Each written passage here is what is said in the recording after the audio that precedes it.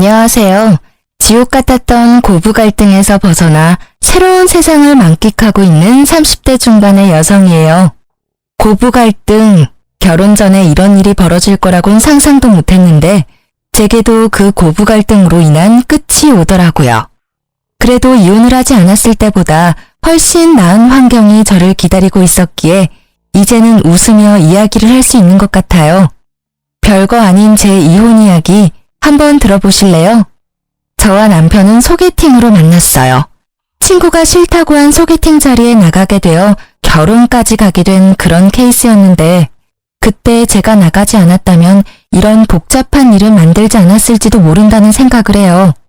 남편의 프로포즈를 받고 나서 제가 남편에게 한 가지 당부한 것이 있었어요. 바로 직장을 자주 바꾸지 말 것이었어요. 저는 한 직장에서 10년을 넘게 일하고 있었지만 남편은 그 당시에도 한 군데를 꾸준히 다니지 않고 여기저기 이직을 하거나 심지어 직종을 바꾸는 경우도 많았거든요.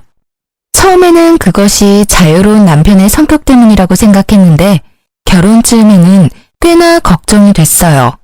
처녀 시절엔 제가 일을 해서 벌어먹으면 된다는 생각을 했지만 만약 제가 임신과 출산으로 일을 못할 때 자유롭게 떠난다면 집에 생활이 돌아가지 않을 건 뻔하잖아요.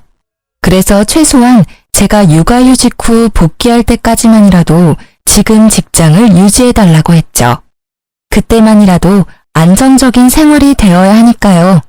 남편은 잘 따라주는 듯 했어요. 이것 이외에 제 결혼에 걸림돌이 하나 더 있었는데 그건 바로 시모가 저를 대하는 태도였어요. 시부는 저를 참 아끼셨는데 시모는 꼭 시부가 없을 때 저를 무시하거나 듣기 불쾌한 말을 많이 하셨거든요. 특히 제가 일을 하고 있다는 사실에 반감을 가지며 아들을 내조하기 힘드니 일을 그만두라며 몇 번 제게 말씀하시곤 했어요. 처음에는 맞벌이로 살기 힘들다고 좋게 말하고 넘겼는데 딸아이를 임신하고 나서부터 그 불쾌한 행동과 말투가 더 늘었어요. 심지어 제왕으로 낳을 수밖에 없다는 의사결정에 병원까지 찾아가 꼭 자연분만으로 낳게 해달라며 난리치시곤 했어요. 그리고 딸을 임신했더니 자긴 손녀는 필요 없다며 출산날 산부인과에 찾아오지도 않으셨어요. 그렇지만 시부는 저를 찾아오셔서 용돈도 주고 가셨고 딸아이 예쁘다며 좋은 말도 많이 해주셨어요. 그 뒤로도 시부는 저와 만날 때마다 몰래 제 손에 용돈을 쥐어주기도 하셨죠. 며느리 사랑은 시아버지라는 말이 딱 맞는 그런 이상적인 분이셨거든요. 저는 딸애를 낳고 1년간 육아휴직에 들어갔어요. 시모는 결혼 전부터 일 그만두라고 난리치시더니 육아휴직 중에는 더 강요하시더라고요.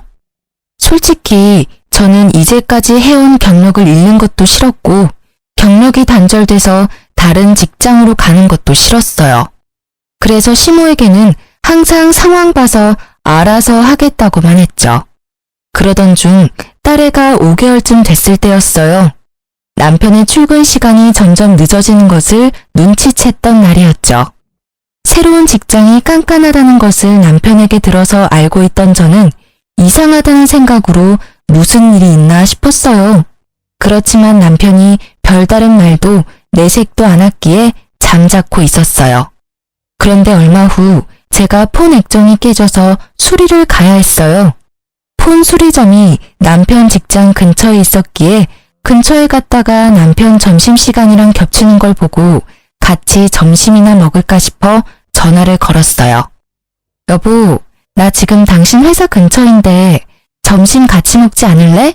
오랜만에 외식하고 싶어. 뭐?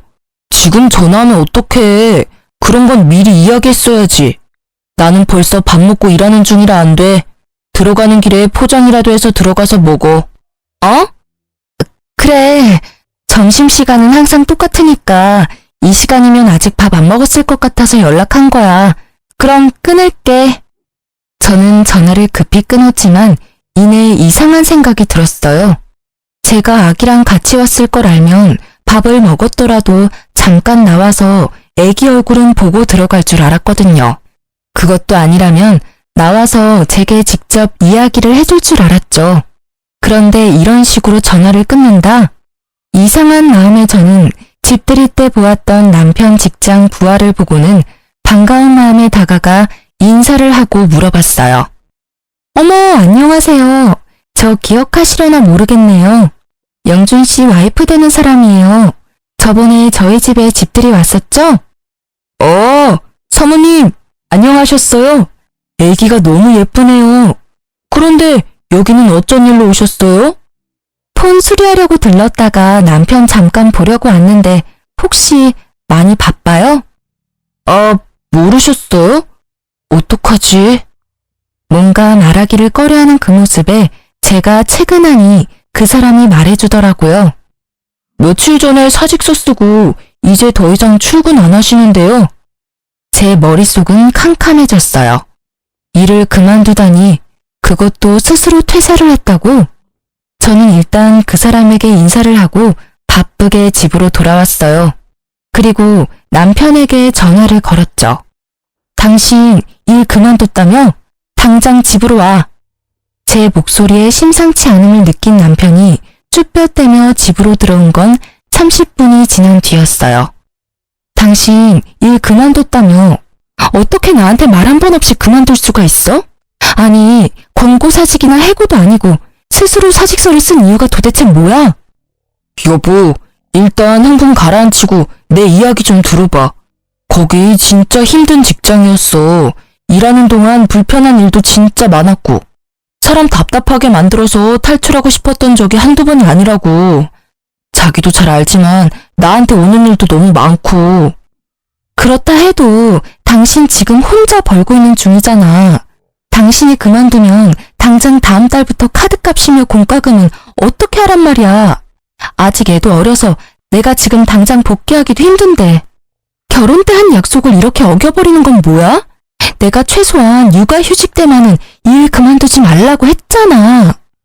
여보, 걱정하지 마. 나 여기보다 더 좋은 직장 갈 수 있어. 돈 많이 주고 힘든 데보다는 돈 적게 주고 시간이 넉넉한 곳으로 이직해서 공무원 공부라도 하면 더 좋지 않을까 싶었지. 솔직히 회사원은 내 성격이랑 안 맞아. 내가 당장이라도 직장 알아볼 테니까 아버지한테는 이야기하지 말아줘. 아버지 알면 또 나한테 잔소리 엄청 퍼부으실 테니까.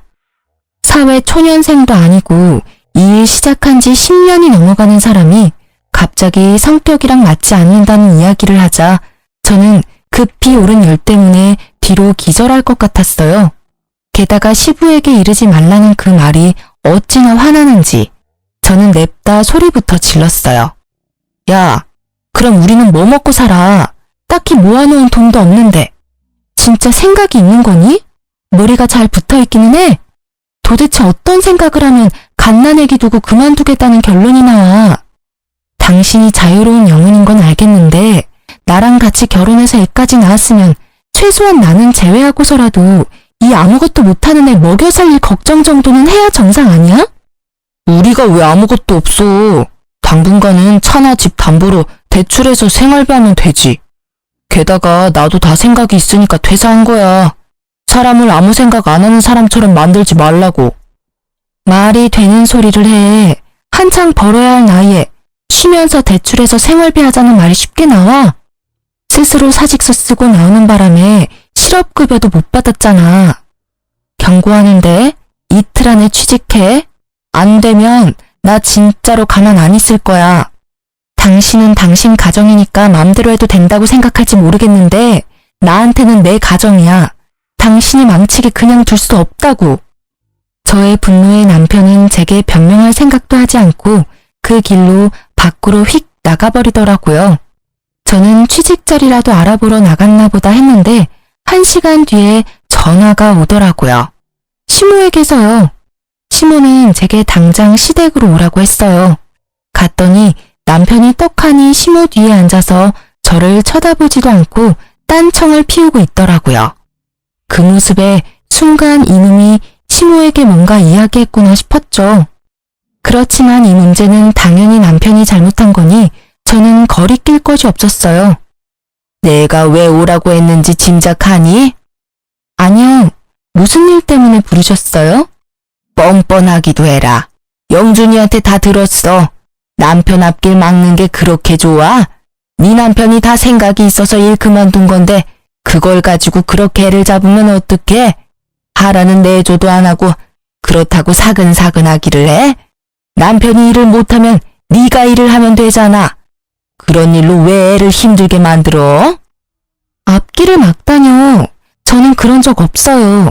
애가 아직 5개월인데 일을 그만두는 게, 그것도 와이프한테 상의도 없이 그만두는 게 그럼 정상이에요? 게다가 언제는 일 그만두라고 그렇게 상하셨으면서 아들이 퇴사하니까 이번에는 저더러 돈 벌라고 떠미시는 거예요? 네가 말이 통할 것 같은 사람이면 얘도 이야기를 했겠지. 매번 네가 이렇게 애 기를 죽이고 혼을 내니까 얘가 이야기를 안 하는 거 아니야. 네 잘못이라는 생각도 좀 해. 매번 남편 탓만 하면 기분이 좋아? 누구는 화를 내고 싶어서 내요. 상식적으로 행동하면 저도 화 안 내죠. 그런데 지금 보세요. 지금 당장 돈 나갈 것도 많은데 직장을 나오면 누가 돈을 번단 말이에요. 제가 일해서 돈 벌면 돼요. 그렇지만 애는요? 영준 씨가 육아 전담할 거예요. 어머님이 저한테 뭐라고 하셨어요? 애 태어나고 1년은 모유 수유하라고 하시지 않으셨어요?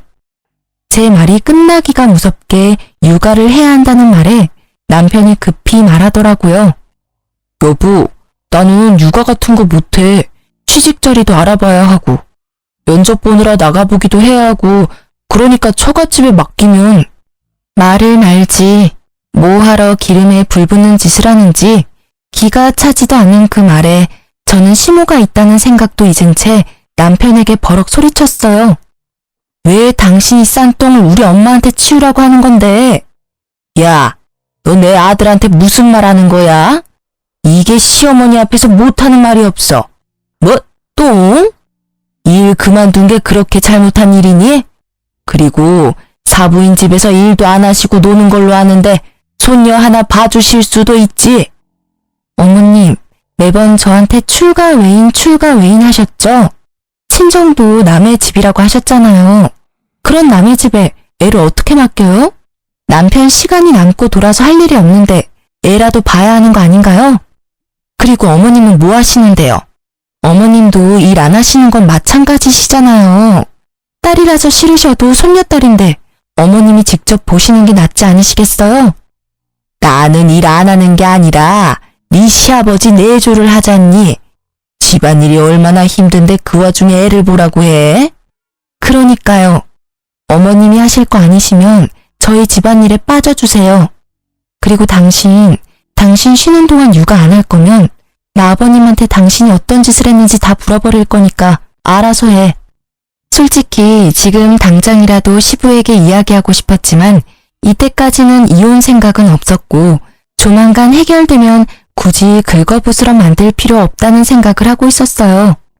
남편은 제 협박 아닌 협박에 결국 울상을 지으며 육아를 하기로 결정했어요.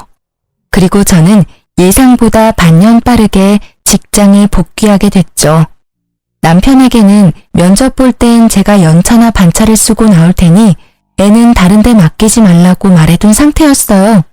제가 복귀하긴 했지만 그래도 남편이 벌어야 생활이 돌아가거든요. 제가 바라던 대로 남편은 정신을 차린 듯 보였어요. 그런데 사건은 해결이 됐지만 심호와의 골이 더 깊어진 것을 느끼게 됐어요. 남편은 백수 생활이 몸에 맞는지 취직 준비에 전념을 하지 않는 분위기였어요. 정말 공부를 하려나 싶어서 주의를 줬지만 남편은 그때마다 애만 잘 보면 되는 거 아니냐며 도리어 제게 화를 내더라고요. 저는 제가 돈을 벌고 있으니 너무 스트레스 주지 말자는 생각으로 놔뒀는데 하루는 친정엄마에게 전화가 왔어요. 응, 엄마. 무슨 일이야? 일 잘하고 있니? 괜찮아. 공백 기간도 짧아서 문제 없지. 이런 말 미안한데 당분간은 애 못 봐줄 것 같아. 엄마 어제 손가락 다쳐가지고 애 못 봐. 마음 같아선 계속 보고 싶은데 의사가 당분간은 손 쓰지 말라고 하네. 그 어린 것이 마음에 밟히는데 일로 바쁜 너한테 이야기하기도 미안하고. 뭐? 무슨 소리야? 엄마가 왜 우리 애를 봐? 한 달 전쯤부터 김서방이 우리 집에 애를 자주 맡겼어. 취직 준비한다길래 그러라고 했지. 너 알면 신경 쓰니까 이야기하지 말라고 해서 이야기 안 했는데 손을 다쳐버려서. 이 미친놈이? 저는 입으로 쌍욕이 나오려는 걸 겨우 참았어요. 친정엄마 앞이라서 참았는데 전화를 끊고 일을 하면서도 집중이 안 되고 그 생각만 계속 나더라고요. 저는 결국 열이 받아서 일찍 퇴근하고 집으로 왔어요. 집에는 남편도 애도 없더라고요. 애가 어디 있나 싶어 남편이 간 곳을 찾다가 켜진 노트북이 보이더라고요. 거기 카톡이 로그인되어 있는데 최근 카톡을 읽어보고는 저는 더 화가 났어요. 취직 준비, 면접 준비로 애를 맡겼다고 이야기해놓고는 친구들이랑 골프, 당구, 볼링이나 치면서 유유자적하게 놀았더라고요. 노는데 정신이 팔려서 애는 처갓집에 맡겨두고 지 혼자 즐기면서 놀았다는 걸 알게 되니 배신감과 분노가 끌어올랐습니다. 그때 남편이 애를 데리고 집에 들어오더라고요. 거실에 제가 앉아있는 걸 보고도 남편은 태연스러운 표정이었어요. 오늘 일찍 왔네? 무슨 일 있어? 자기한테 말 하나 전해주려고. 우리 엄마가 손가락을 다쳐서 이제 우리 딸 못 봐준대. 너 지금까지 우리 엄마한테 애 맡겼어? 내가 당신이 싼 똥 우리 엄마한테 치우게 하지 말랬지? 그건 면접 준비한 거야. 취직하려면 면접도 보고 여기저기 일자리 알아보러 다니기도 해야 하잖아. 애 데리고 가기 힘든 곳에 갈 때만 맡긴 거야. 그래서 한 달 내내 맡겼어? 그래, 맡겨도 돼. 대신 돈 내. 용돈도 안 드리고 애 봐달라고 하는 사람이 어딨어? 당신이 사위면 사위답게 행동해야지. 내가 무슨 돈이 있어. 당신도 잘 알잖아. 진짜 한두 번이었다니까. 내가 벌써 다 듣고 왔거든? 그리고 너 면접이랑 취업 준비도 아니었잖아. 골프, 볼링, 당구. 그래, 백수 친구들이랑 이런 거 하면서 돈 쓰니까 기분 좋았어? 돈 없으면 배송 알바라도 해. 파트타임으로 알바라도 하면 되잖아. 아무리 봐도 이건 당신 의지의 문제지. 왜 우리 집 일에 우리 엄마까지 끌어들이는 건데? 뭐? 말 적당히 해. 왜 나만 갖고 그래? 내가 뭘 어쨌는데. 일 그만둔 거 미안하다고 말했잖아. 그래서 애 보고 있는 거고. 그리고 나도 좀 쉬고 싶어. 숨도 쉬고 싶다고. 애만 보고 있으면 우울증 걸릴 것 같다고. 그러게 왜 일을 그만뒀어? 내가 집에서 쉬면서 육아하고 있는 줄 알았지? 보니까 쉬어 보여서 한다고 한 거잖아. 근데 생각보다 힘들지? 솔직히 나는 지금 당신이 화내는 건 관심도 없어. 당신이 육아한다길래 내가 돈 벌러 나와 있는 건데 당신이 애도 안 보고 친정에 애 맡길 거면 내가 왜 돈 벌어서 당신 먹여 살려야 해? 그리고 우리 엄마 지금 손가락 다쳐서 절대 안정이라 애 절대 못 봐. 그러니까 이후로 친정에 애 맡길 생각 꿈에도 하지 마.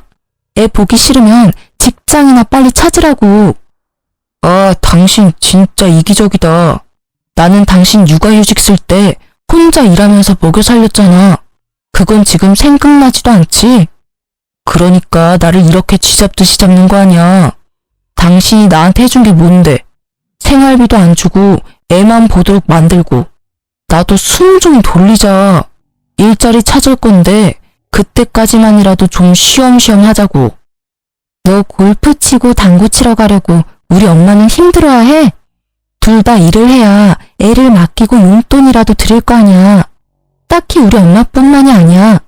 어머님한테 맡기는 것도 맨입으로 맡길 거야? 그거 아니잖아. 맡기면 맡기는 대로 용돈을 드려야 하는데 지금 우리 형편에 그게 돼? 죄송하고 미안하다는 생각은 안 들어? 너야말로 이기적이잖아. 남편은 제 말에 반박할 말이 없었는지 아니면 아예 이야기를 하고 싶지 않은 건지 입을 꾹 다물어 버렸어요. 그래도 이 정도로 충격을 줬으면 정신을 차리겠지 싶었는데 그게 아니었더라고요. 일을 더 크게 만들기 위한 폭풍 전야였죠. 저희가 이렇게 대판 싸우고 한 달쯤 뒤에 걸려온 아버지 전화로 알게 되었어요. 딸, 너 잘 지내고 있는 거 맞아? 응? 그게 무슨 소리야? 무슨 일 있어요? 왜 이렇게 목소리가 화가 났어? 네 엄마 요새 어떤지 모르지? 아유, 속 터져. 오늘 정신과 상담 받으러 갔다 왔어. 네? 왜요? 무슨 일 때문에? 말도 마라. 너희 시모가 전화 와서는 어떻게 딸을 그딴 식으로 키웠냐며 난동 부린 게 하루 이틀이 아니야. 우리가 이런데 너는 오죽하겠냐마는 네 엄마는 몇 번 그렇게 전화로 한 소리 듣고는 영 우울증이 심하게 와서. 시어머니가 왜 엄마한테 그런 말을 해요? 이유가 있을 거 아니야. 갑자기 전화해서 내 욕하진 않았을 거고. 하는 말도 얼마나 어이가 없는지 기도 안 차. 시모한테 손녀딸 맡기면서 돈 한 푼 안 주는 싹퉁머리 없는 년이라면서 아들 기죽이고 너 일하러 다니면서 유세 떤다고 하면서 딸년을 어떻게 키우면 그런 년으로 키웠냐고 막말을 짓거리는데, 어휴 진짜 내가 들어도 졸도할 것 같은 말을 그 여린 네 엄마가 들었으니 마음이 얼마나 아팠을 거요. 어머니한테 애를 맡긴 적이 없는데 왜 그런 말을. 설마. 놀란 제 머릿속을 스친 건 그날 반항심 가득했던 남편놈의 얼굴이었어요. 반성할 거라고 생각했는데 그게 아니었더라고요. 이번 한 번뿐이야? 아니면 몇 번 더 있어? 네 엄마, 네 욕만 했으면 그렇게까지 놀라지 않았을 거야. 어차피 엄마 성격에 시자 붙으면 다 별나다고 생각하고 넘겼을지도 모르는데 우리 외손주까지 걸고 넘어지니 네 엄마가 그렇게 힘든 거야. 망할 할망구가 지 손주 딸이기도 하면서 아들도 아닌 딸한테 쓸 시간이 없다. 애가 외탁을 해서 싸가지가 없다. 손녀도 정이 가야 키워주지 않겠냐는 둥 뚫린 입이라고 내뱉는 말들이 전부. 에휴. 아빠의 충격적인 말에 손이 벌벌 떨리더라고요. 이제 7개월밖에 되지 않은 아이가 뭐 아는 게 있다고 싸가지가 있다 없다 하는지. 게다가 외탁을 했다는 이유가 아니라 그저 딸이라는 이유만으로도 싫다고 하는 그 자세가 제게는 더 열받는 일이었어요. 게다가 애를 맡긴 건 남편인데 저를 헐뜯는 것도 웃기지만 그걸 왜 친정엄마한테 전화해서 난리를 피우나요?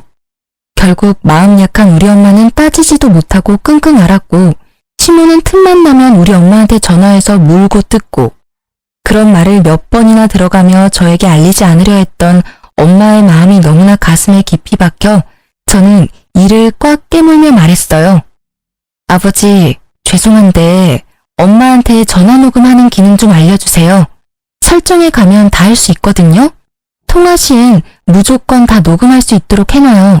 그리고 다음에 어머님 전화 오면 여보세요만 엄마가 하고 나머지는 아버지가 좀 들어줘요. 증거 남겨놔야 하니까요. 부탁해요, 아버지.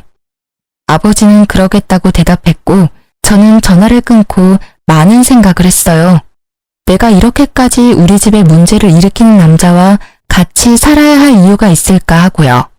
성급하다는 생각도 들었지만 이미 이렇게 찢어진 골은 다시는 메어지지 않을 거라는 생각도 들었어요. 결국 저는 이혼을 결심했어요. 그렇지만 이대로 그냥 헤어지는 건 말도 안 된다고 생각했어요. 우리 엄마가 당한 수모를 다 갚아주지 않으면 마음이 편치 않을 것 같았거든요. 그리고 이틀 뒤 아버지에게서 녹음 파일이 도착했어요.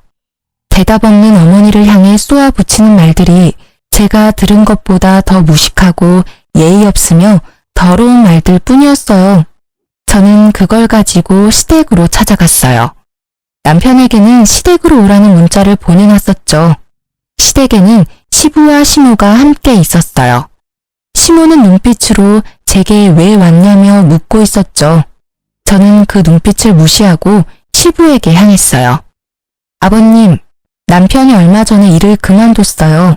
지금 전혀 취직할 생각을 하지 않아서 이혼까지 생각해야 할 정도예요. 뭐? 그게 무슨 소리냐? 영준이가 일을 그만뒀다고? 언제부터 그만둔 거야?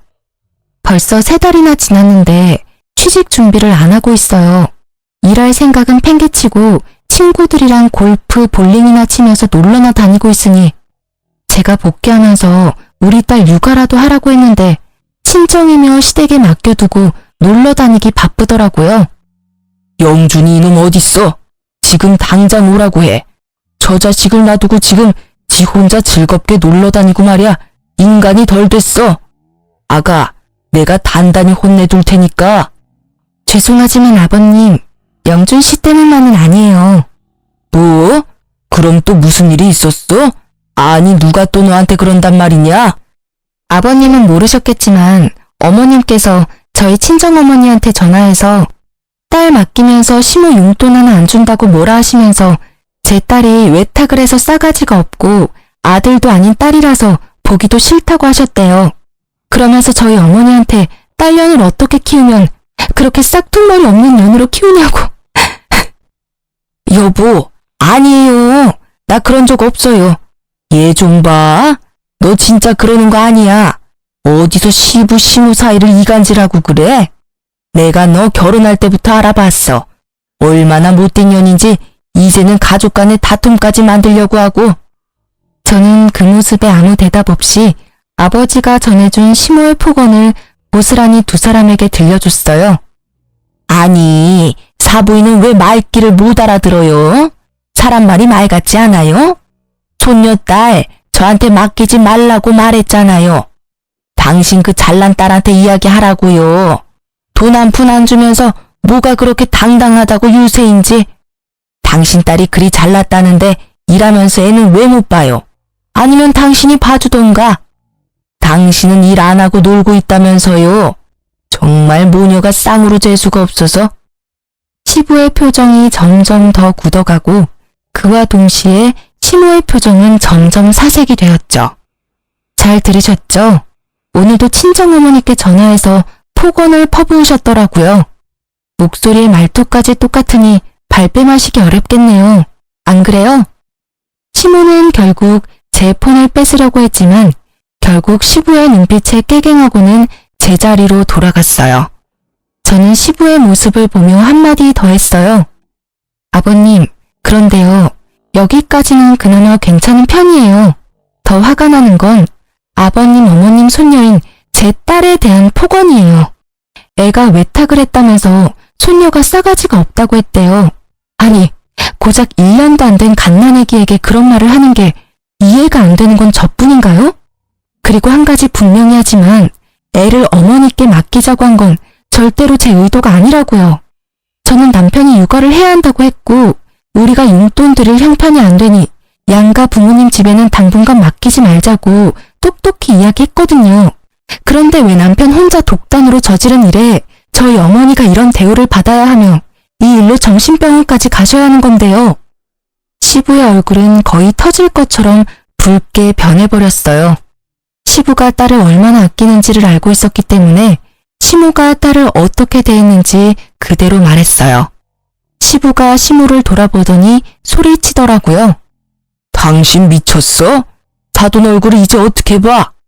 무슨 배짱으로 집에서 탱자탱자 놀면서 손주 하나 봐줄 생각을 못해. 그리고 애 봐주게 된 게 다 당신 잘난 아들놈 때문인데 왜 사돈 댁에 전화를 해서 이 난리를 쳐놓은 거야? 생각을 좀 하고 살아. 며느리가 당신 아들 사고 친 거 수습하고 있으면 잘하고 있다고 칭찬해주고 격려해줘도 모자랄 판에 시어른이 돼가지고는 하는 짓이라는 게 어휴, 집안 망신을 시켜도 유분수지. 아니 여보, 제 얘기도 좀 들어봐요. 얘가 일한다고 유세 떨면서 지 남편 알기를 우습게 알잖아요. 그래서 한마디 했더니 말대꾸를 어찌나 하는지. 그래서 내가 사부인에게 전화해서 한마디 한 거예요. 애를 잘못 키웠으면 부모가 책임지는 게 맞잖아요. 그래, 말 한 번 잘했다. 네 새끼가 책임감이라고는 하나도 없이 저 자식 내팽개치고 놀러나 다니는데 당신이 책임져야 되지 않아? 매번 이직을 밥 먹듯이 하고 그걸 옆에서 며느리가 잡아주지 않았으면 사람 구실 못했을 놈이야. 그걸 알고도 지금 내 앞에서 며느리 탓을 하고 싶어? 게다가 영준이 딸은 우리 손녀딸이야. 애들 얼굴은 시간 지나면서 바뀌기도 하고 그런 걸 왜 탁을 했니 뭐니? 며느리 시집살이 시키니까 좋디? 좋아. 인생 말년에 이게 무슨 꼴이야? 당신 앞으로 사돈댁에 전화는커녕 연락도 하지 마. 그쪽에서 말 한마디라도 흘러나오면 당신은 나하고 끝나는 거야. 알겠어? 왜 나만 갖고 그래요? 다 저 여우 같은 년이 잘못한 건데. 그렇게 말했는데 또 진짜로 말년에 이혼 당해볼래? 며느라가 미안하다. 내가 사돈댁에는 정말 얼굴을 못 들 지경이구나. 너한테도 물론 너무나 미안하고 바깥일로 바쁜 탓에 아들도 아내도 제대로 단속 못한 내 탓이 제일 크지. 아버님이 사과하실 일은 아니잖아요. 저한테 유일하게 잘 대해주신 아버님인데 저도 아버님 생각하면서 버텼는데 이젠 안 될 것 같아요. 저희 어머니는 어머님 이름만 나와도 경기 일으킬 정도라 절대 안정이 필요한 시기거든요. 그래서 영준 씨랑 저랑은 헤어지는 게 맞는 것 같아요. 제가 아무리 타이르고 애써도 결국에는 본인 원하는 대로 사는 게 제일 편한 사람이에요. 그게 무슨 소리야? 당신 왜 나 없는 데서 이혼 이야기를 꺼내고 난리야? 애초에 당신이 잘했으면 이런 일도 없잖아. 그리고 취직 준비한다고 잠깐 애 못 본 걸로 이렇게까지 할 일이야?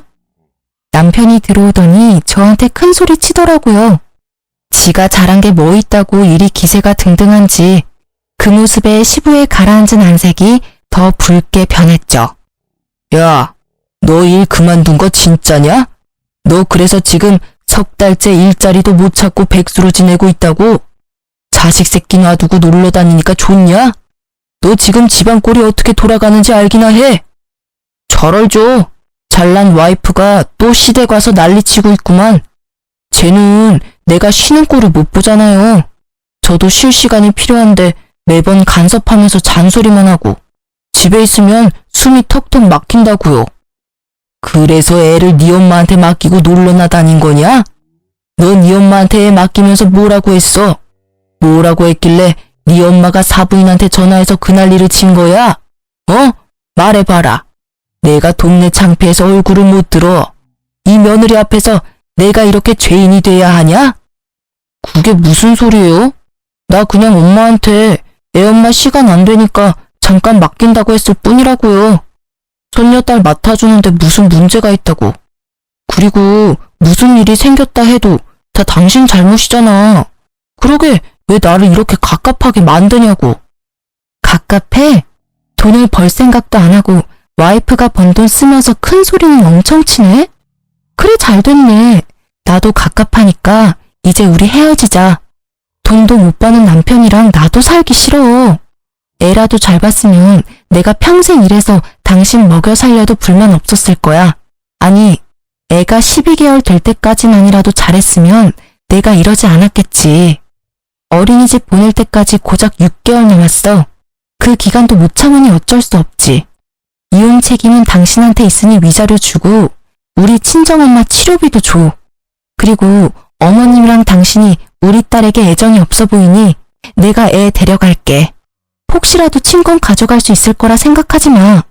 당신 아직 무직이고 언제까지 무직일지 알 수 없으니까. 그게 무슨... 장모님 치료비는 또 뭔데? 궁금하면 녹음 파일 보내줄게. 네가 무책임하게 애를 시어머니께 맡기고 나서 어머님께서 우리 엄마한테 전화해서 뭐라고 하셨는지 한 번도 아니고 네가 애를 맡길 때마다 무슨 소리를 하셨는지 똑똑히 잘 들어봐. 너희들만 싸운 거였다면 이혼은 다시 생각해보라고 했을 테지만 사부인께서 그렇게 되신 것을 들으니 이혼을 말릴 수도 없어. 영준이 너는 백수니 위자료 낼 돈도 없겠지. 못난 놈. 가정 하나 지키지도 못하고. 위자료와 치료비는 내가 낼 테니 영준이 너는 시끄럽게 굴지 말고 합의 이혼하거라. 그리고 지금 살고 있는 집 팔아서 내가 낸 위자료와 치료비 내놔. 너는 밖에 내놓는 게 문제야. 정신머리를 내가 싹 고쳐줄 테니 집으로 들어와.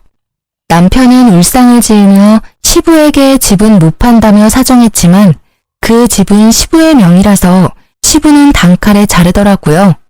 저는 놈의 찌질한 모습에 코웃음을 치며 애를 데리고 그 집을 나왔어요. 그렇게 별다른 잡음 없이 이혼이 진행됐어요. 아마 시부의 마지막 배려 덕분인 것 같더라고요.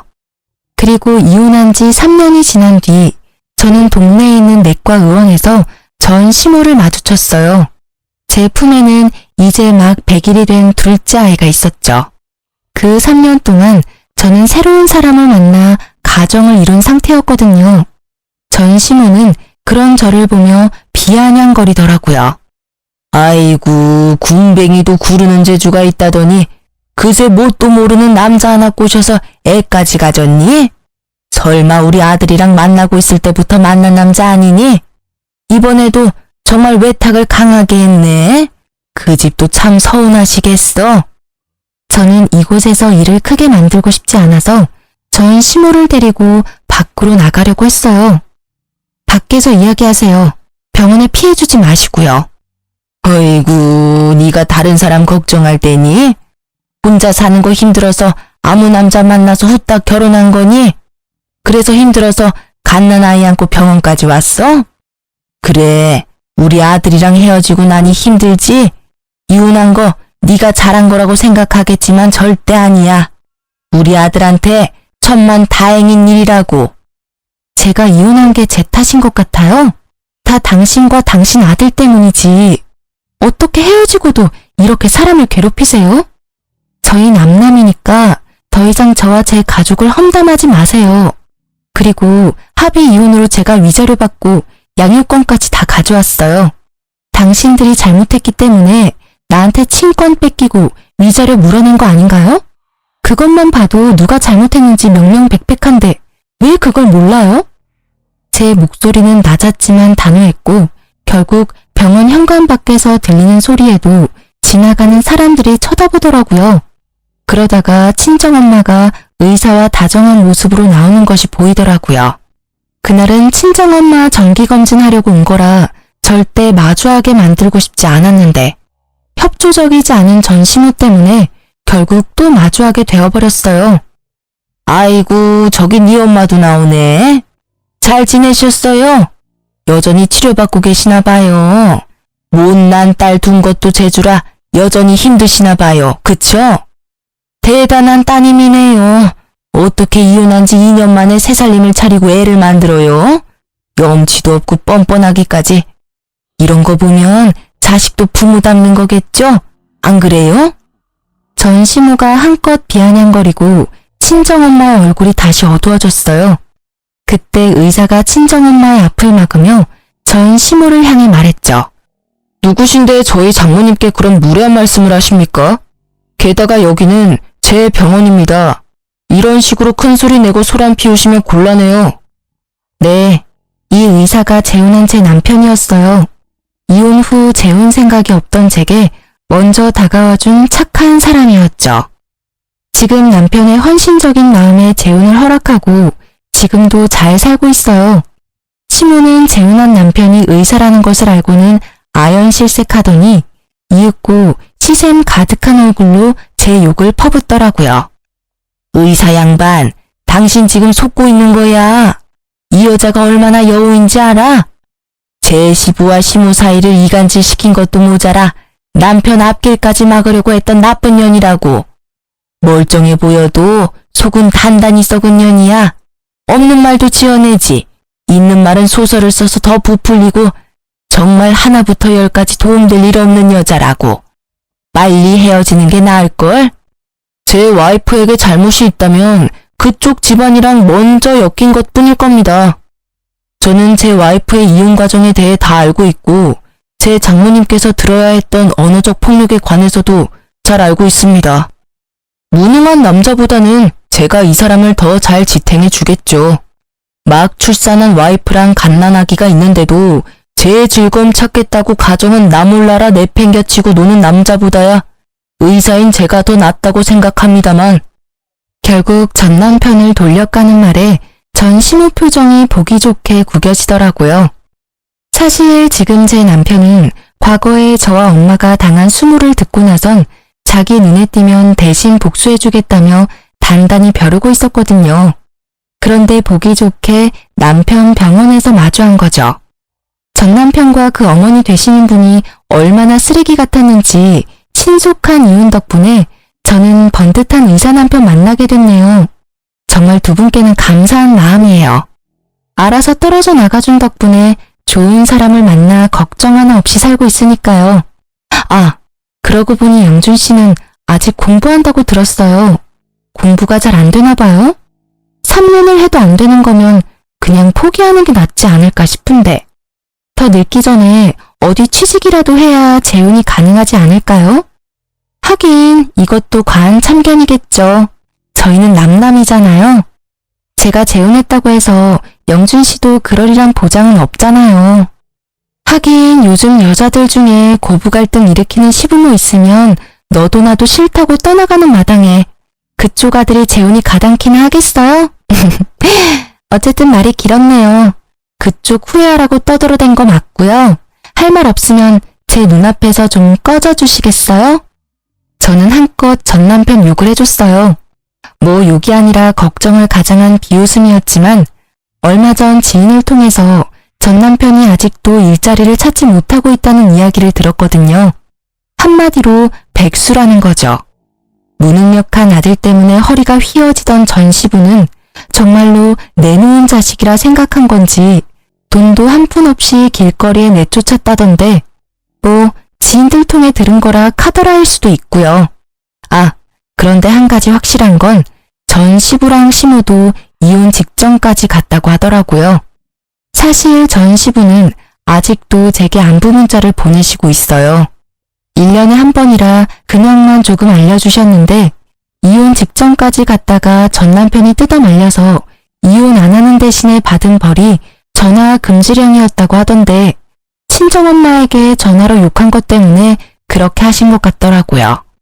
어쨌든 제 공격이 전 시모에게는 아주 제대로 먹힌 건지 전 시모는 제게 쌍욕을 날리며 한 대 칠 것처럼 다가오더라고요. 이 망할 년이 좋게 봐주니까 감히 우리 아들 욕을 해? 그래, 이 여우 같은 년아. 내가 너를 지금 죽여놓지 않으면 그만하세요. 저희는 이제 영 끊긴 사람입니다. 제 딸이나 제게 무례하게 굴면 예전처럼 참지만은 않을 거예요. 그때는 내 딸이 그댁 식구였으니 내가 참았지만 지금은 참을 필요가 전혀 없으니까요. 집으로 고소장 받고 싶지 않으면 그쯤 하고 물러나세요. 어머니의 강력한 한방에 시모가 주춤거리는 틈을 타 남편이 제게 다가와 어디 다친 곳은 없는지 살펴줬어요. 어린 아기와 저를 이리저리 살피던 남편이 걱정 가득한 목소리로 묻더라고요. 여보, 괜찮아? 세상에 얼굴 새파란 거 봐. 어르신, 어떻게 사람을 이렇게까지 못살게 굴 수가 있습니까? 제 와이프 이렇게 아픈 거 어떻게 책임지실 거예요? 충격받아서 병원이라도 가면 정신적 위자료 청구할 테니 그렇게 알고 계세요. 결국 의사 남편이 화내는 모습에 시모는 황급히 도망치더라고요. 가방으로 얼굴을 가리고요. 부끄러운 걸 이제라도 알게 돼서 다행이더라고요. 저와 친정엄마는 그 모습을 후련하게 바라봤어요. 아, 정말 속이 정말 뻥 뚫리더라고요. 그 후로도 저는 남편과는 정말 잘 지내고 있고 지금은 셋째를 임신 중이에요. 지금 남편이 워낙 능력이 있으니 무엇을 하든 제가 원하는 걸 하라고 하더라고요. 그게 너무 고맙더라고요. 그래서 셋째가 좀 크고 나면 직장에 복귀할 생각이에요. 돈 걱정은 이제 없지만 제게 직장은 새로운 활력소거든요. 이렇게 이혼하고 보니 고부 갈등도 문제이긴 하지만 그 사이에서 분란만 일으키는 미꾸라지 같은 남편놈은 빠른 손절이 답이라는 걸 깨닫게 됐어요. 물론 그렇다고 개념 없는 시모가 더 낫다는 말은 아니지만요. 제 이혼 스토리를 이렇게 글로 풀어보니 참 저도 많이 당했구나 싶네요. 저처럼 새로운 삶을 시작하신 분들을 위해서라도 저는 행복해지려고 해요. 긴 글 읽어주셔서 감사하고요. 여러분도 나쁜 인연은 짧게, 좋은 인연은 길게 가져가셨으면 좋겠어요. 오늘도 좋은 하루 보내세요. 안녕하세요. 경기도에 살고 있는 20대 후반 여성입니다. 최근에 세상은 넓고도 좁다는 말을 체감한 일이 있었어요. 다시는 만나고 싶지 않은 사람을 우연히 만났거든요. 누구냐면요. 바로 파혼한 제 전 남자친구입니다. 그 파렴치한 인간을 어디서 봤는지는 좀 이따가 말씀드릴게요. 우선 제가 어쩌다 파혼을 하게 됐는지 그 기가 막힌 이야기 먼저 들어주시겠어요? 저희 아버지께서는 중소기업을 운영하고 계세요. 저는 경영학과를 졸업하고 바로 아빠 일을 도와드렸죠. 엄마께서는 변호사이신데 아빠 회사에서 법률 자문 필요할 때마다 도와주시곤 했어요. 그런데 몇 년 전 교통사고가 크게 나고 아예 일은 쉬고 계십니다. 사고 이후 다리가 조금 불편해져서 엄마는 현재까지 재활치료를 열심히 하고 계세요. 처음엔 아예 걷지도 못하셨는데 다행히 기적처럼 잘 회복하셨죠. 그래도 가끔 컨디션이 너무 안 좋을 때 엄마가 다리를 조금 절뚝이시거든요. 그럼 사람들이 자연스레 엄마의 다리를 주목하더라고요. 엄마는 비장애인이시지만 장애가 있는 줄 아는 사람이 덜어 있었더라고요. 물론 안 그러는 사람이 더 많지만 장애인을 무시하는 사람들도 여럿 만나서요. 엄마는 마음의 상처도 입으셨었죠. 물론 그런 일들을 겪으며 저희 가족은 더 단단해졌어요. 사람 겉보기로는 아무것도 모른다는 걸 많이 배웠고요. 하지만 저는 여전히 세상을 잘 모르는 애송이였나 봐요. 남자친구의 진짜 본 모습을 사귀는 내내 전혀 몰랐거든요. 30대 초반인 남자친구는 저희 회사 거래처의 직원이었어요. 업무 처리하다가 자주 연락하게 됐고 그게 인연이 되어 자연스레 가까워졌죠. 남자친구는 제가 회사 대표 딸이라는 것도 몰랐어요. 제가 대기업 오너의 딸은 아니지만 연애할 때 굳이 밝히면 상대방 시선이 꽤 부담스럽더라고요. 그래서 결혼하게 될 사람에게만 오픈해야지 생각했습니다. 남자친구는 제게 엄청 다정한 사람이었습니다. 몇 번 본 제 친구들 역시 세상 스윗한 사람이라며 칭찬했죠. 여자들이 바라는 기본적인 매너는 다 가지고 있었어요. 초반에 연애할 때만 그런 줄 알았는데 웬걸 계속 한결같이 행동하더군요. 차문을 열어주고 닫아주는 것부터 시작해서 꼭 밥 먹을 때 저 먼저 먹으라고 먹여줬어요. 마치 어미새한테 먹이를 받아먹는 아기새처럼 전 남자친구가 주는 사랑을 먹었답니다. 서로 거의 싸울 일이 아예 없어서 합이 잘 맞다고 생각도 했어요. 하지만 돌이켜보니 그건 모두 남자친구의 연기 덕분에 평화로웠던 거죠. 저는 남들이 받는 것처럼 조금은 오그라드는 프로포즈도 받았습니다. 당연히 거절할 이유가 없기에 오케이 했고요. 그렇게 양가 어른들께 인사할 날만 기다리고 있었는데요. 프로포즈 이후부터 조금씩 남친이 예전과 달라 보였어요. 아마 제가 다 잡은 물고기라 생각하고 남친이 흐트러져서 본색을 드러냈나 봐요. 아님 하늘이 제게 도망가라고 신호를 보내고 있었을지 모르고요. 남자친구는 가끔 완전 딴 사람으로 돌변했어요. 넉살이 좋아서 식당 이모들께 맛있는 반찬은 기본이고 서비스까지 받는 성격 좋은 남친이었거든요. 근데 그날따라 부쩍 성질을 부렸어요. 요즘처럼 엄청 더운 날이었거든요. 아이씨, 왜? 혀라도 씹었어?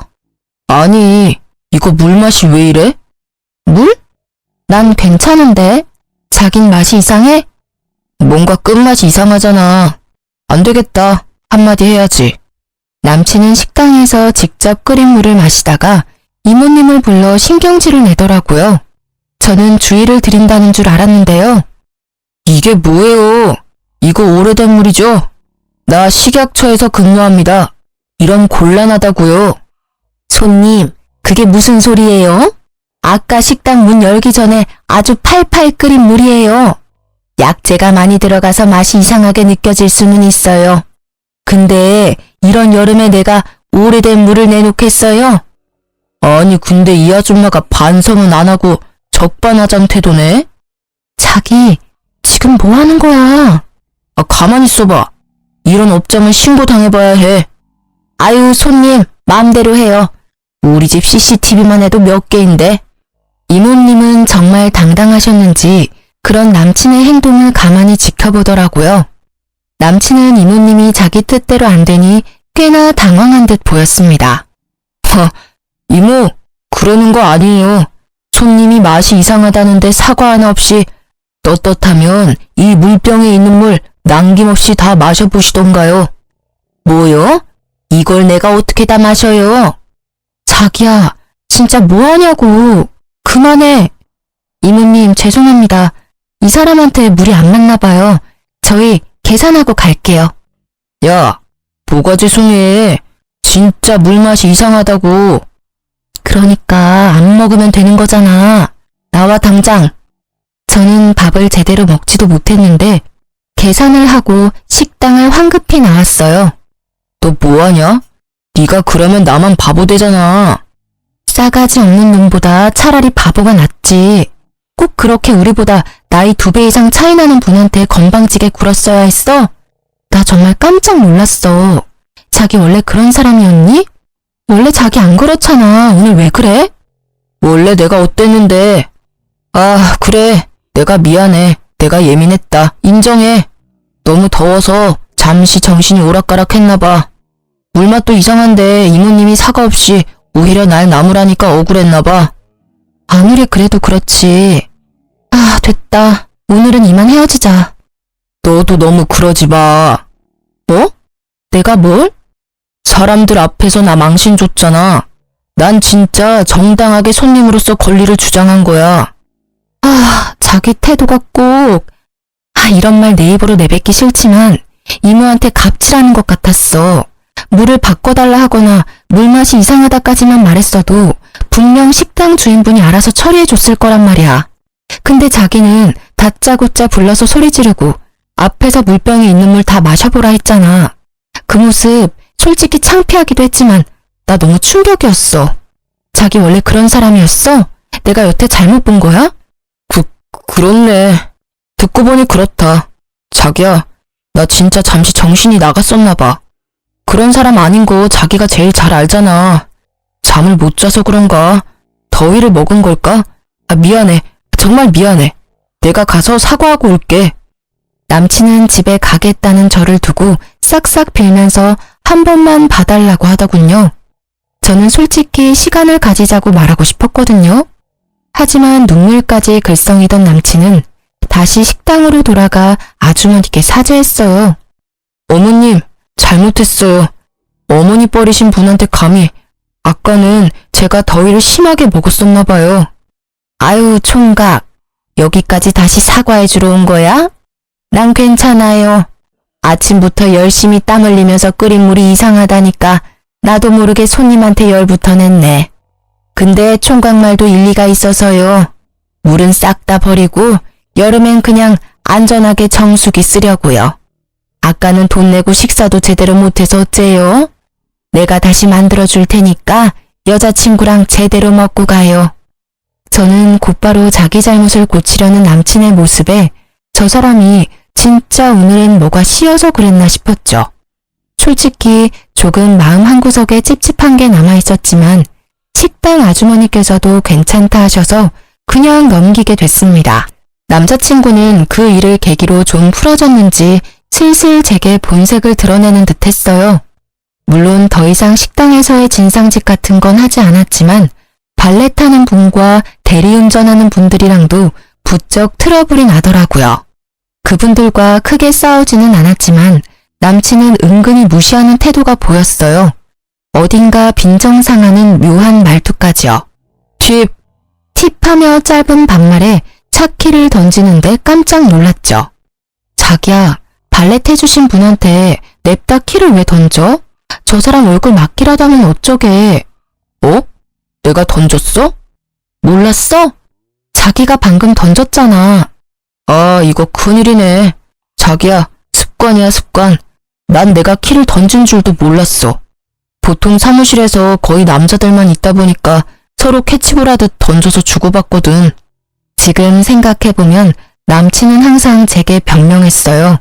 제가 남친에게 왜 그러냐고 하면 자기는 인지를 못했다고 하기도 하고요.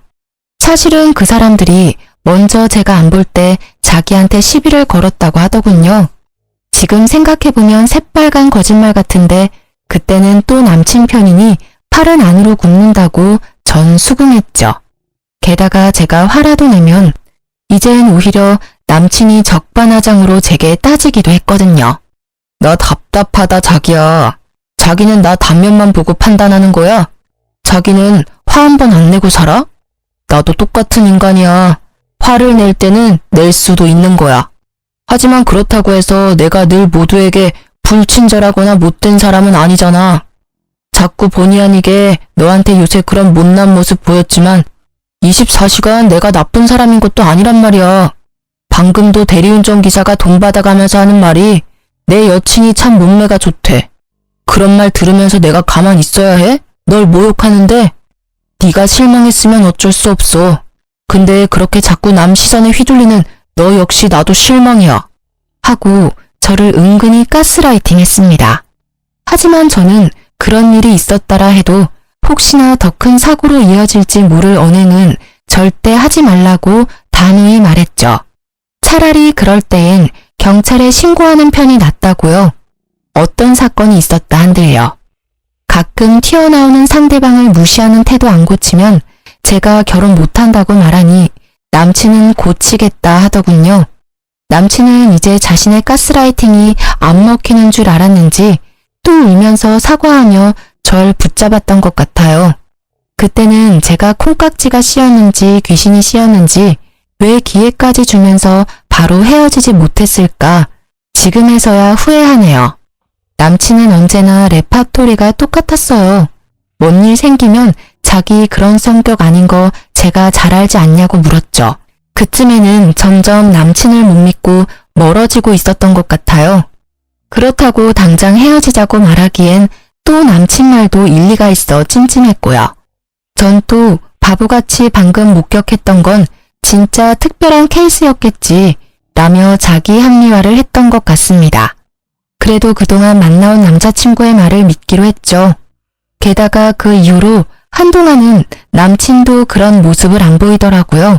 하지만 결국 본성은 어디 안 사라진다죠. 남친은 한 번뿐인 특별한 순간이라며 프로포즈 반지를 비싼 걸 구매했더라고요. 결혼 반지도 따로 해야 하고 준비해야 할 게 많은데 조금 부담스럽기는 했어요. 하지만 기왕 준비해준 거 기분 좋게 받기로 했죠. 상견례 전에 각자 부모님께 인사드리기로 약속을 잡았는데요. 그것도 비싼 호텔 한식당에서 각자 식사 대접하자고 하는 거예요. 자기야, 땡땡 호텔이 음식 맛이 깔끔하고 괜찮대. 이번에 자기 부모님께 인사드릴 때 여기 예약하려고 하는데 괜찮지? 우리 부모님도 여기 괜찮다고 하셔서 각자 부모님 인사드릴 때 여기로 통일하자. 어? 호텔? 2번이나 따로 식사하려면 값이 꽤 들 텐데. 우리 정식 상견례도 아직 안 했잖아. 앞으로 돈 쓸 데가 얼마나 많은데. 양가 다 같이 뵙는 자리도 아니니까 적당히 남들 하는 만큼만 하자. 내가 잘 아는 한정식집 있는데 맛도 깔끔하고 인테리어랑 분위기도 괜찮아. 거기는 어때? 왜 그래야 하는데? 어? 우리 직장 생활하는 어엿한 성인이잖아. 한 번뿐인 결혼식 준비하면서 난 그 정도 돈 쓰는 건 기본이라 생각해. 혹시 가격이 부담되는 거야? 자기 말대로 앞으로 돈 쓸 일 많잖아. 근데 그럴 때마다 자기가 그렇게 지갑 안 열려고 할까봐 나 좀 겁난다? 뭔 소리야. 당연히 나도 쓸 때는 쓰지. 불필요한 과한 지출을 하지 말자는 거야. 남자친구는 뭔가 마음에 안 드는지 제게 눈을 흘기더군요. 그러고는 저희 집안 경제력 은근 떠보는 것 같았습니다. 불필요? 상견례만큼이나 중요한 게 각자 부모님께 첫인상이야. 그 식당은 우리의 첫인상이 될 수도 있다고. 그러고 보니까 자기한테 내가 한 번도 못 물어봤네. 자기 집 말이야. 가족끼리 이런 식당도 못 올 만큼 좀 어려워? 난 자기가 20대 후반치고 명품도 자주 들고 평소에 입는 옷이랑 차만 봐도 다 웬만큼 가격 나가길래 당연히 집이 좀 사는 줄 알았는데 내 착각이었나? 뭐? 나 좀 당황스럽다. 그동안 내가 하고 다니는 모습 보면서 우리 집 재력 계산해 본 거야? 보이는 대로 말했을 뿐이야. 난 거짓말하기 싫고 돌려 말하는 것도 싫어. 솔직히 우리가 어린 나이에 사랑에 빠진 것도 아니잖아. 서로 물어볼 건 물어보고 오픈할 건 오픈해야지. 자기 씀씀이랑 별개로 부모님 집은 좀 어려우신 거야? 결혼해서 우리가 도와줄 정도냐고 묻는 거야. 나도 그런 걸 미리 알아야 어느 정도 마음의 준비를 하지. 그러지 않고서야 자기가 고작 호텔 한식당 값에 벌벌 떨 리가 없잖아. 고작 호텔 한식당이라니? 내 월급이나 자기 월급으로 따지면 거기 한참 사치인데. 알겠는데 그래서 친정 부모님 뭐 하시는데? 인사드리기 전에 알면 좋잖아. 자기가 나 취조하는 것 같아서 답 안 하고 싶어. 이거 봐. 자꾸 숨기고 화내니까 엄청 찝찝하잖아. 뭐래? 난 뭘 숨긴 적이 없어. 자기가 나랑 결혼하는 거지 우리 집이랑 결혼하는 거야? 그게 그거야. 우리가 결혼한다는 건 양가 집안이 합쳐지는 일이라고. 자기야, 사랑해서 결혼하고도 집안끼리 안 맞아서 이혼하는 사람 많아. 그러니까 털어놓을 거 있음 지금 말해달라는 거잖아. 털어놓을 거 없다니까?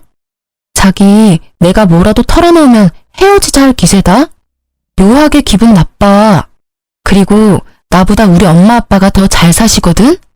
부모님께서 여유 있다는 제 말에 남친은 그제야 흡족한 얼굴로 웃었어요.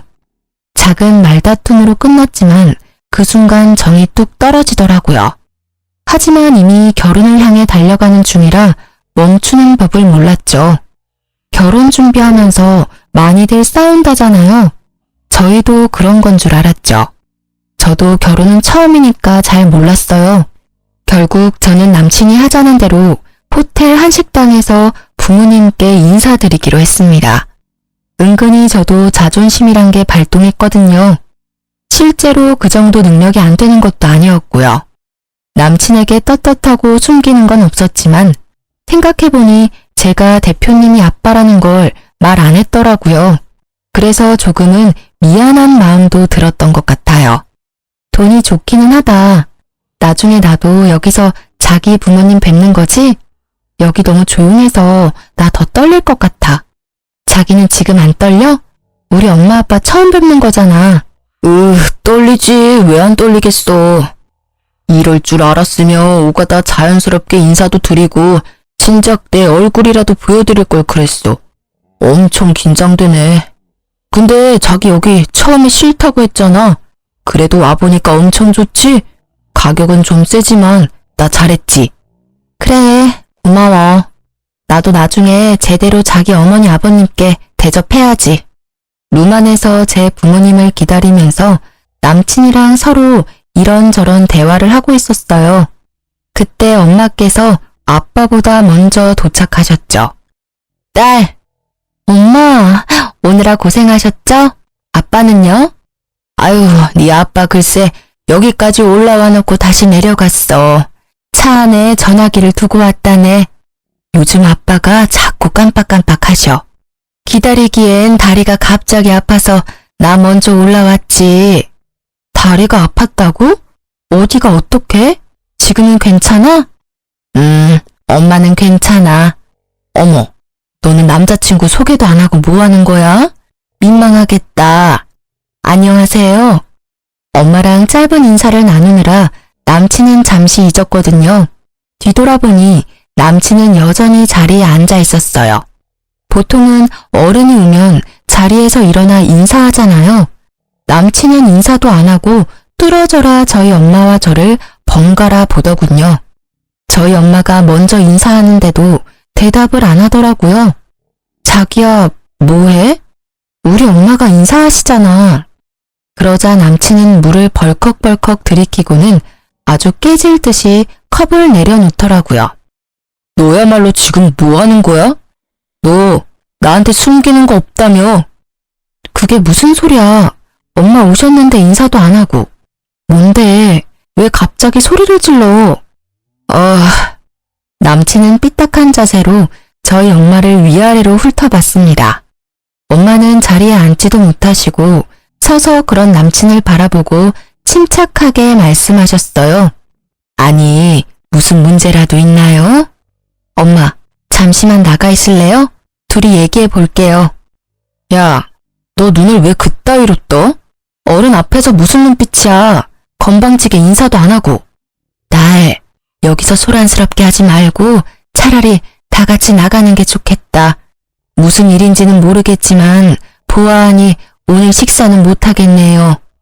남친은 엄마를 바라보며 말했어요. 이게 다 누구 때문인데요? 누가 다 망친 건데요? 다리를 절뚝이시네요? 어쩐지 결혼이 순조롭다 했어. 너 지금 뭐라고 했어? 제가 눈이 돌아서 남친에게 다가가려고 하자 엄마는 저를 한쪽 팔로 막아서고는 말씀하셨어요. 그래서요? 그래서라뇨. 장애 있는 거 부끄러운 일이잖아요. 왜 그렇게 당당하신지 모르겠네요.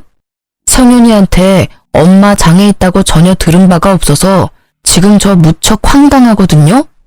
성윤이는 겉으로 보기엔 멀쩡한데 알고 보면 쟤도 엄마처럼 뭔 문제 있는 거 아니죠? 선천적인 장애세요? 아니, 태어날 때부터 그러셨냐고요. 제가 100번 양보해서 성현이랑 결혼한다 해도요. 그 집 유전자 받을까봐 아이는 절대 못 낳겠네요. 남친의 몰상식한 말과 무례함에 저와 엄마는 충격받아서 한동안 말을 잇지 못했습니다. 그러자 남친은 대답을 재촉하며 또 선을 넘더라고요. 한성현, 너희 엄마 혹시 말도 제대로 못하셔? 내가 수화라도 배워야 돼? 아니 왜 아무 말도 못하시는 건데요? 어디 입이 있으면 말 좀 해보시라니까요? 야! 남친의 계속되는 막말에 저는 정신이 번쩍 들었어요. 아주 흠씬 두들겨 패주고 싶었는데 엄마께서 변호사잖아요. 제가 손을 부들부들 떨면서 남친에게 다가가려고 하니 엄마께서는 말씀하셨죠. 성현아, 엄마가 더러운 건 피하는 거라 말해줬잖아. 지 혼자 잘 썩게 그대로 두렴. 무시하면 그만이야. 엄마, 그래도 지금 저 자식이 짓거린 게 있는데. 엄마는 괜찮아. 근데 넌 어디서 저런 놈을 데리고 왔니? 내가 뭐라고 불러야 할지 모르겠지만 저기요. 내가 장애인이든 비장애인이든 우리 딸이랑 난 당신한테 피해준 것도 없고요. 오히려 내 다리보다는 당신 정신이 더 아픈 듯하니 우린 이만 가볼게요. 뭐라고요? 아줌마, 제가 아줌마 장애 있는 거 숨기고 나한테 비싼 프로포즈 반지까지 뜯어갔어. 가정교육 똑바로 시키세요. 장애 있는 걸 왜 숨기게 하냐고요. 야, 앞으로는 남자들한테 미리미리 말해. 다른 사람들은 안 그럴 것 같지? 웃기지 마. 다 나랑 똑같은 반응일 거야. 에이씨, 여기도 이미 결제 다 했는데 내 아까운 돈 다 어쩔 거야. 너랑 그동안 연애한 시간이 아깝다. 얼굴 좀 반지르르 해서 옆에 두기 좋았는데 세상에 절른 발이 엄마 두고 있는 줄 꿈에도 몰랐어. 야, 너 정말 내가 엄마가 계셔서 이쯤 하는데 내가 진짜 가만 안 둬. 너 앞으로 똥밥만 구를 거야. 파혼은 물론이고 제대로 각오해. 네가 준 반지는 퀵으로 보낼 거야. 뭐? 밥값이 아까워? 네가 굳이 여기서 하자며. 아까우면 너 혼자 음식 다 처먹고 가던가. 얼씨구, 너 잘못했다고 빌지 못할 망정 엄마 앞이라고 자존심 부리냐? 나중에 너 매달려도 나 절대 안 받아줄 거야. 내가 분명 너네 집에 대해서 물었었지. 숨기는 거 없다며? 근데 네 애미 장애인 걸 숨겨? 아줌마, 손해보는 건 아줌마 딸이거든요? 뭐 이딴 더러운 집구석이다 있어. 에이, 재수없게. 엄마, 나 도저히 안 되겠어요. 이건 네가 언어폭력 쓴 거에 대한 내 정당방위야. 저는 그대로 가지고 있던 미니백으로 남친의 뺨을 날렸어요. 뭐 하는 거야? 아프냐? 겨우 그게 아파? 너 2번 다신 내 눈에 띄지 마. 이 상종 못할 쓰레기 자식아. 누가 할 소리? 너 만약 내가 네 회사에 갈 일 생겨도 아는 척이나 하지 마. 속으로 비웃었죠. 저희 회사에 앞으로 발이나 붙일 수 있을까 하고요. 아빠는 엘리베이터에서 엄마와 저를 마주치고 깜짝 놀라셨어요. 일단 집으로 가자고 말씀드렸죠. 엄마는 거기서는 막상 아무렇지 않은 척 하셨지만 집에 와서 속상하신지 한참 우시더라고요. 아빠가 여쭤보는데 엄마와 저는 쉽게 입을 떼지 못했어요. 며칠 지나고 나서야 사실대로 말씀드렸죠.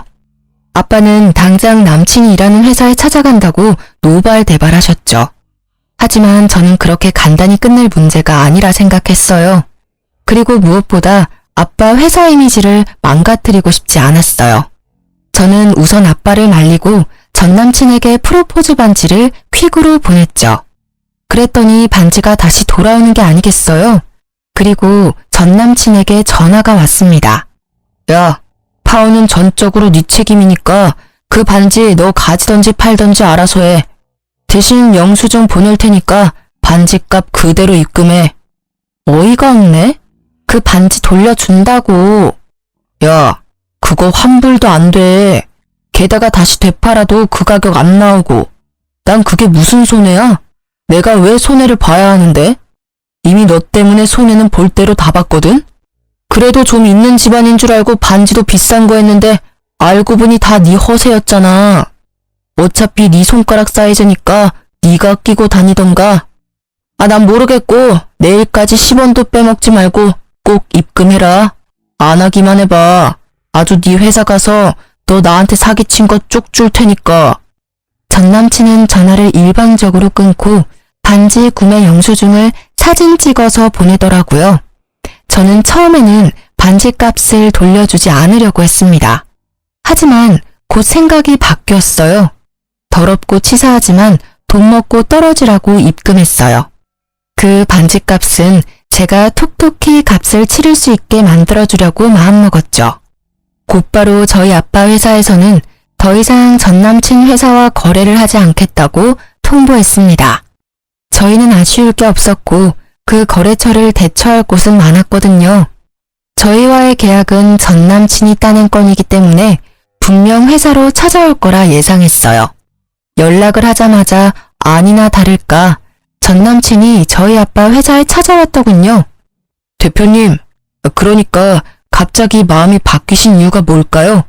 갑자기 계약을 파기한다고 하셔서요. 많이 당황스럽습니다. 사람 마음이야 어제 다르고 오늘 다르지. 박사원도 그 나이 먹었으면 알 거 아니야. 연애도 결혼도 언제 어떻게 깨질지 모르는 것처럼 일도 마찬가지일세.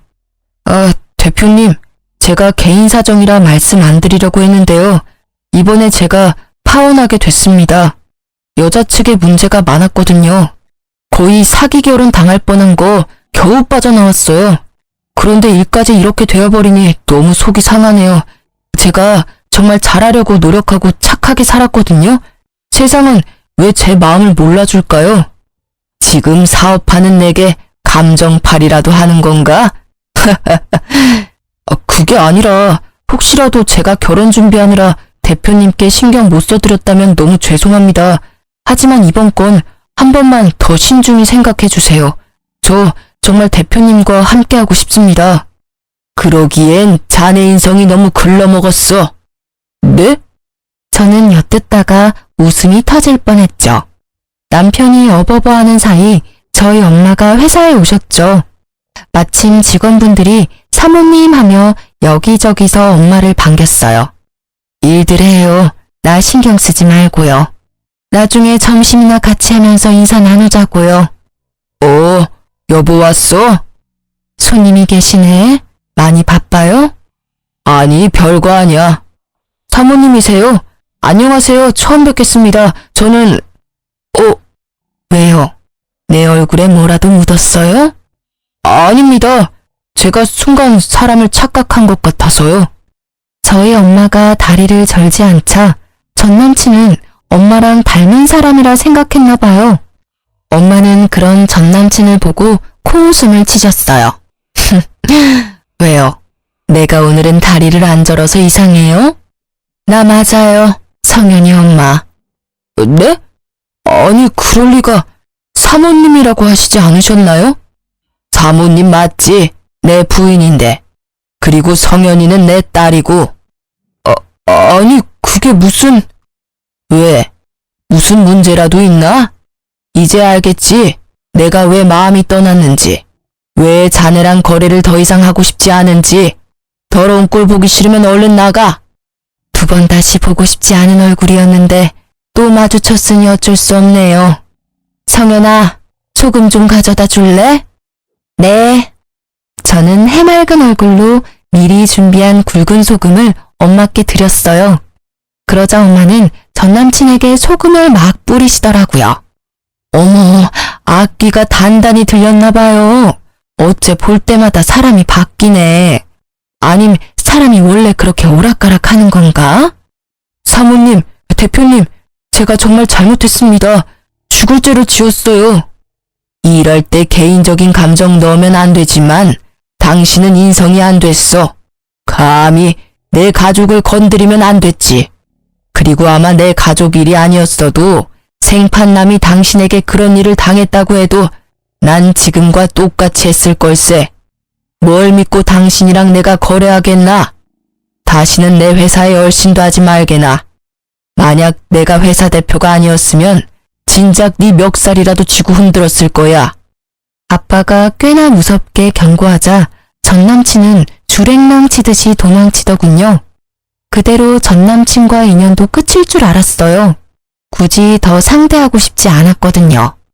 그런데 전 남친이 제게 다시 반지값을 입금했더라고요. 너 뭐야, 반지값 달라면서 무슨 꿍꿍이를 또 다시 나한테 입금했는데? 성현아, 내 마음이잖아. 돌려주지 않아도 돼. 뭔 또 개소리야 그게.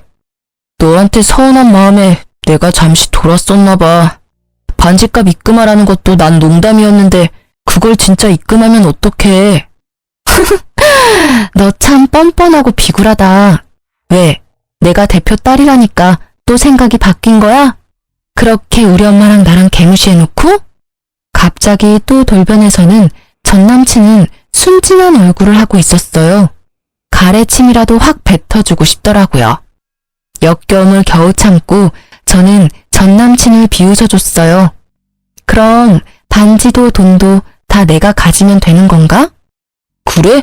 정말 그래 주겠니? 그럼 나야 영광이지. 우리 성현이가 하고 싶은 대로 해. 우리 성현이? 역겨우니까 말 똑바로 해. 너 이거 번복하지 마.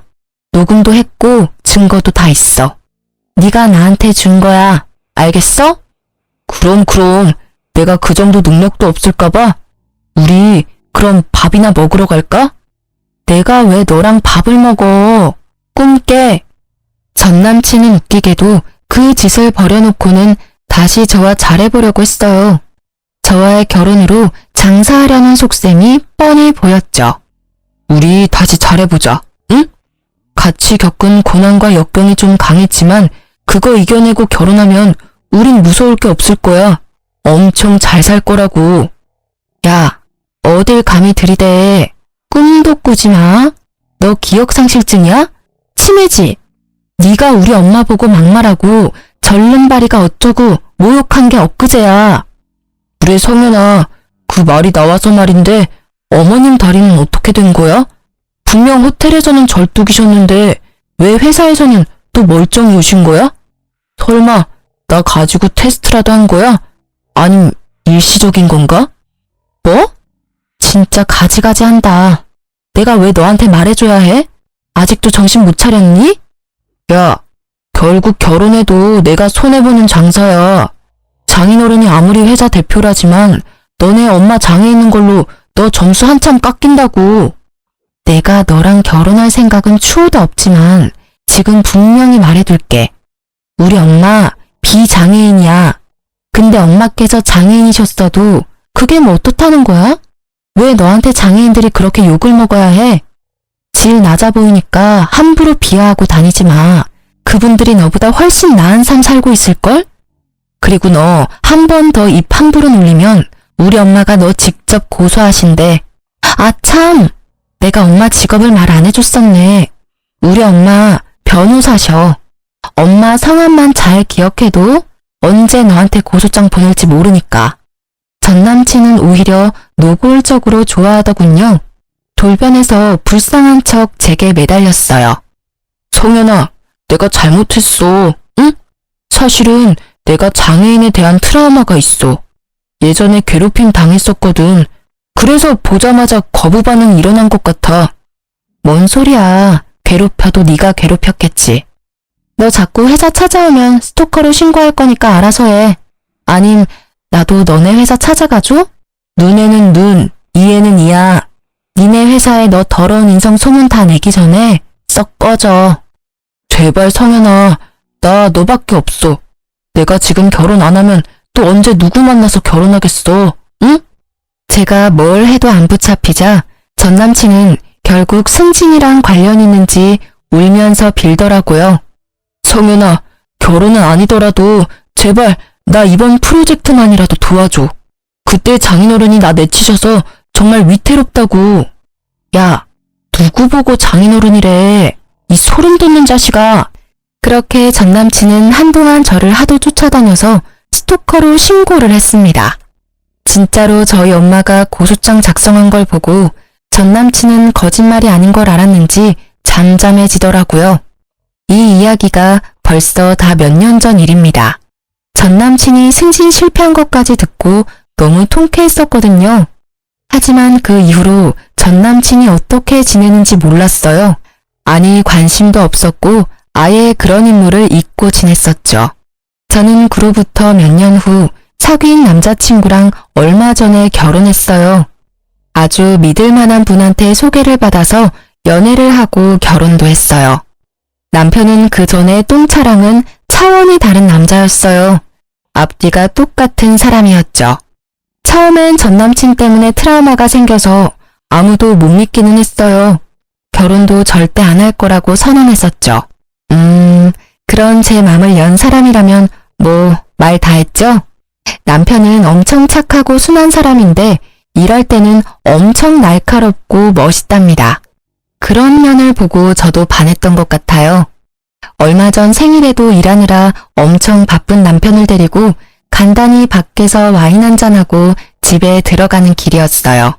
대리운전을 불렀는데 세상에 대리기사님이 전 남친이더라고요. 대리운전 부르셨죠? 네, 잘 부탁드립니다. 어디까지 모실까요? 땡땡땡 아파트로 가주세요. 거기 꽤 비싼 아파트던데 사장님 자가이신가요? 아님 전세이신가요? 제가 요즘 아파트에 관심이 많아서요.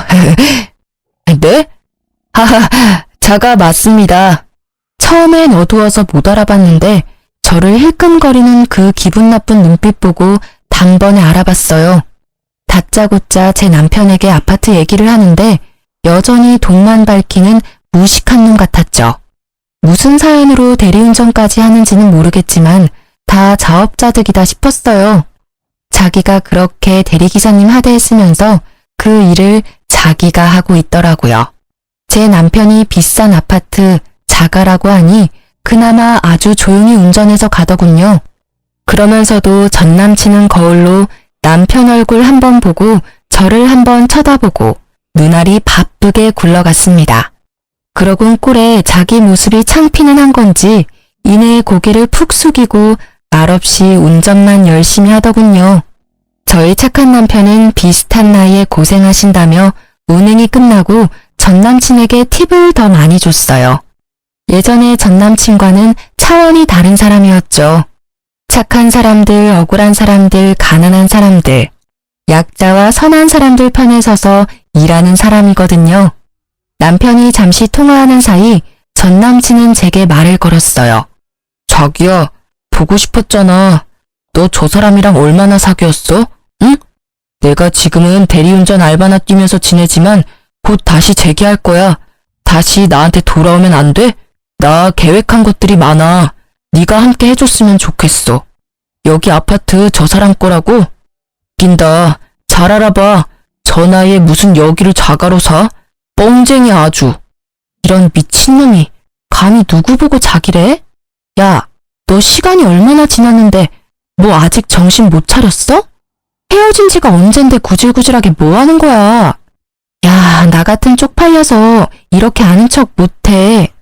너 저놈이 뭐 하는 놈인지 모르겠지만 같은 남자인 내가 봤을 때 분명 뭔가 검은 속내가 보여. 관상이 그렇다고. 너 나한테 속아놓고 아직 남자한테 속으면서 지내냐? 또 당하고 울까봐 안쓰러워서 그래. 안쓰러워서. 진상. 너 당장 이거 안 나? 전 남친은 제 손목을 꽉 잡으며 헛소리를 하더라고요.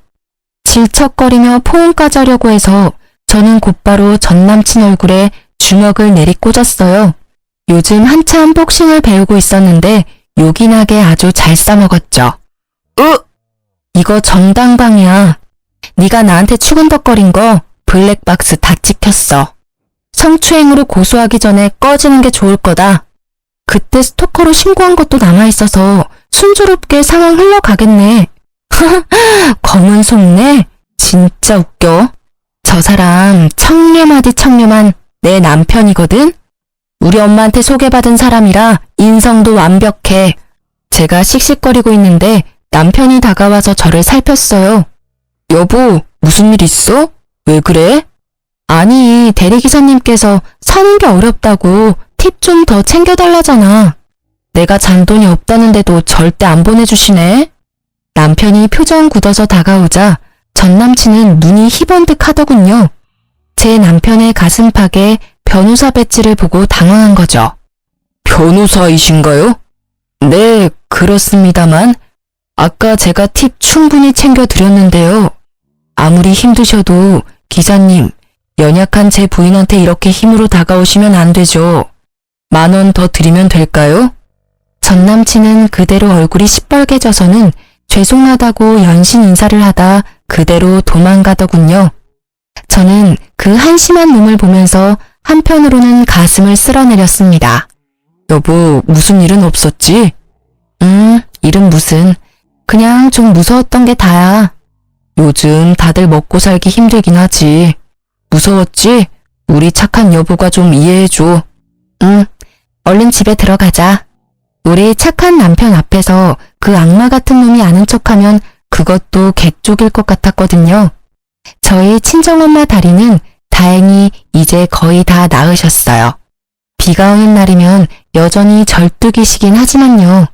최근에 전 남친 만난 거 엄마한테도 말씀드렸거든요. 그랬더니 그때 교통사고로 힘들었는데 잘된 거 하나 딱 있어서 좋다 하셨어요. 내가 교통사고 안 났어 봐. 그 쓰레기 같은 놈을 걸을 수 있었을까? 성현아, 엄마는 지금도 소름이 돋아. 그때 나를 위아래로 훑는 그 기분 나쁜 눈빛 말이야. 아유, 하늘이 도왔지. 내가 변호사 일 몇십 년을 했지만 그런 쎄한 눈빛도 보기 드물거든. 엄마께서는 전 남친을 걸을 수 있었던 게 다 하늘의 뜻이라고 하셨어요. 엄마가 그 후에 아빠한테 여쭤보니 전 남친은 거래처에서 승진은 물론 못하고요. 술 진탕 먹고 승진한 사람들한테 인성 드러냈다고 하네요. 상사한테도 진상 부리다가 결국 본인 객기로 회사를 그만뒀대요. 아빠는 전 남친이 그만두자 다시 그 거래처랑 거래하신다고 하고요. 모두에게 다행인 결말이었네요. 저는 현재 전업주부로 지내고 있습니다. 지금 제 남편은 너무 착한 사람이라서 제가 열심히 그에 맞춰서 내조하면서 살 거예요. 저 앞으로도 봉사하면서 예쁘게 살게요. 누구나 연애 때는 바보 같을 때가 있잖아요. 과거에 제가 조금 답답하셨더라도 이해 부탁드려요. 그때는 저도 너무 어렸거든요.